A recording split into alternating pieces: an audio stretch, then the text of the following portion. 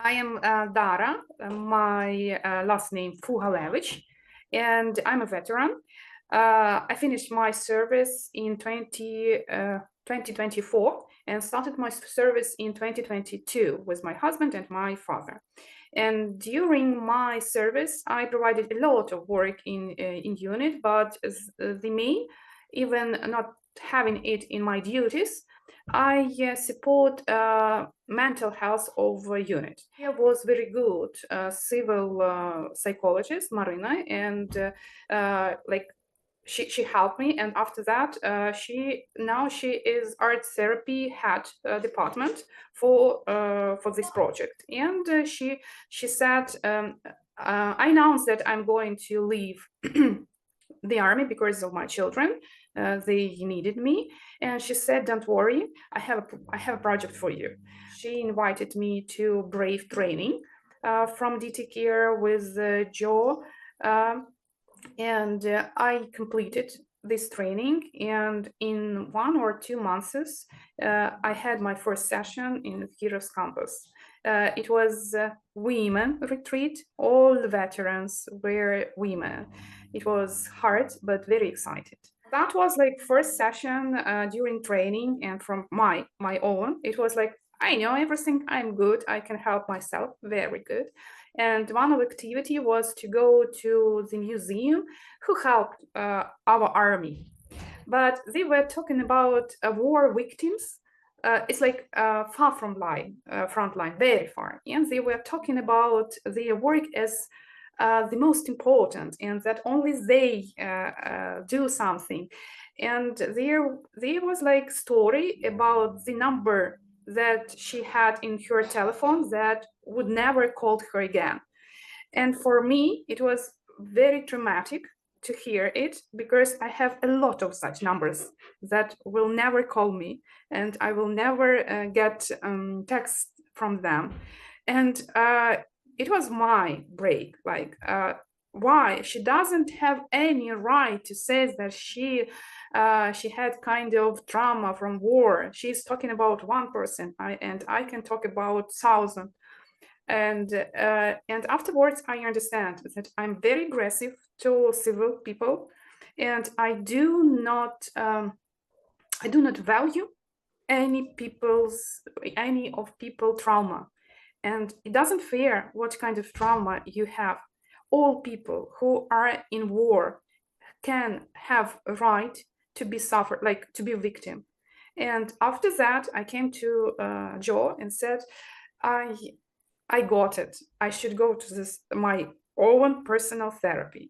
And he said, okay, we have a deal with you.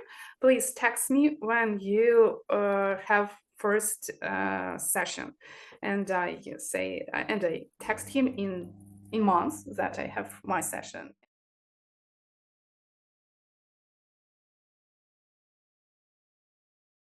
That is something new I have in mind, because I heard about theatrical experience from our heroes, and they say that they want to share it. That is important for them, expressing their feelings. And we have a kind of question to world: do they know about Ukraine something?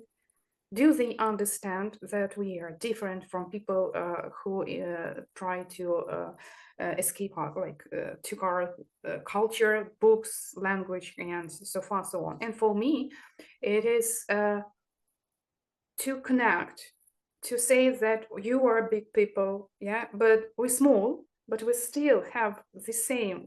It's like not about territory, it is about our culture. So I think it's new, because it's not just to stage something, right?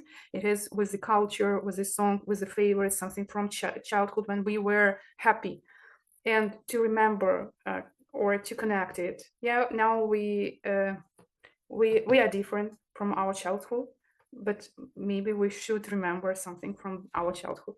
I think that we should understand that world cares about us. When we just talking about our stories, the most important is that we are forgotten. Nobody knows about it.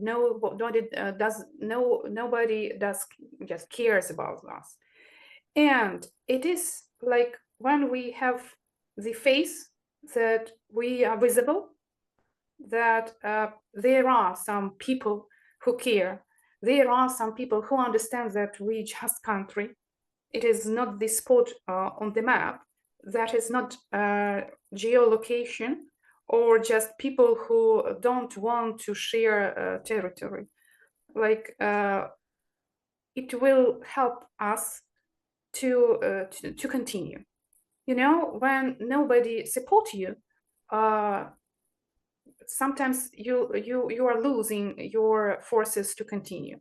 And when somebody say, let's go, let's continue, you are okay, you are on, I think real-time art, that is approaching, we can see you, and like we see you, even not can, but we see you, we hear you, we listen to you, and that is something we need it from our government, like they care a lot, but we need these words to hear.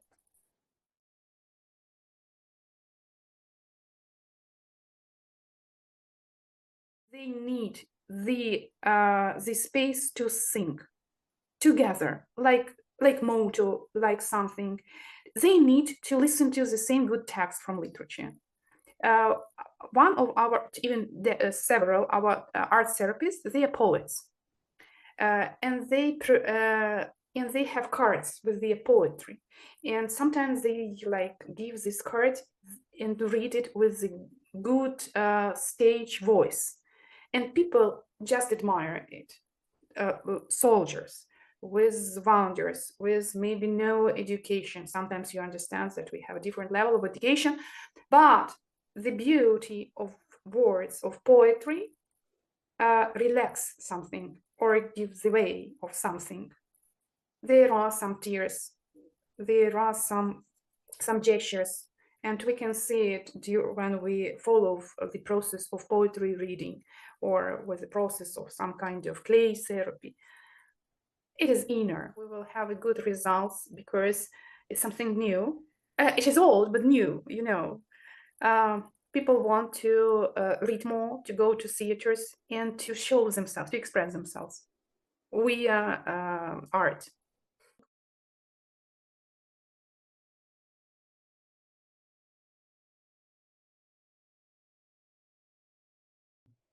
My name is Paul Leonard. I joined the service in 1979, in September 1979, and retired after 21 years. As I aged, I realized how important it is to talk to other soldiers, no matter what country they're from, I guess. It's a relief to understand that there's other people out there like me, because we're all human. I mean, as a physician assistant, I deal with the people with depression and stuff, and the thing is be able to understand where they're coming from and having the empathy for them and being there. I I have PTSD.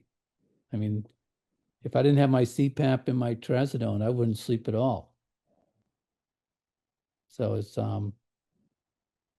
pretty overwhelming. I saw one of Ukrainian soldier that after being captured for 11 months, that reunited with his wife. He looked pretty famished. I was like, holy cow. But just to get these guys to keep going. I trained 20 years and then had 3 months of combat with the Somalis. That's nothing compared to what these guys have been doing. But if I could convey to them to just keep going, there is light. I retired. I was wounded in 93 and almost lost my leg, but 3 years of healing and getting back on my feet, retiring, and now I'm a physician assistant. I'm 65 and get ready to retire totally. So there is light. You just got to keep pushing. The administration doesn't really convey that they're out to help the Ukrainians as much as as much as the people are saying that we need to do something. I mean, I think that I think that's really important for them to understand. It's not us that's not saying it's, the government has all control of the money that they send over there to support and stuff, but the people here definitely support what's going on over there and what they're doing to fight for their country. It would be neat to hear their stories and to listen to what they have to say. And be willing to for me to tell them my story. I mean, that's which a lot of people are really reluctant to do. I mean, it's tough because when it always brings back. Mm.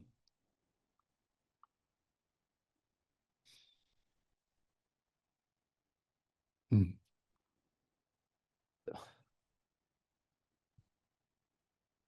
It always brings back bad memories.